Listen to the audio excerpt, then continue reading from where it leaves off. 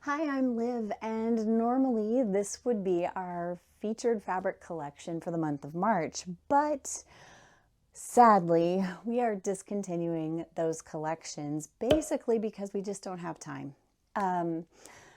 We have gone through some changes around here. I personally have started another job, so I am part-time at another job and part-time running a Thrifty Notion. So now my time needs to be focused on just listing things, getting them on the website so you can buy them.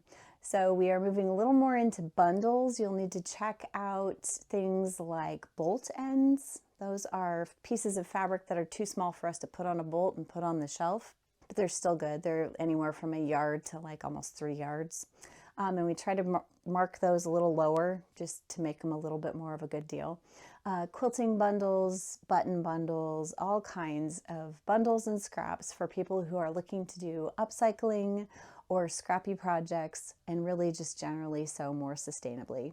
So I just wanted to tell all of you how much we appreciate you and your support, and as always, happy sewing.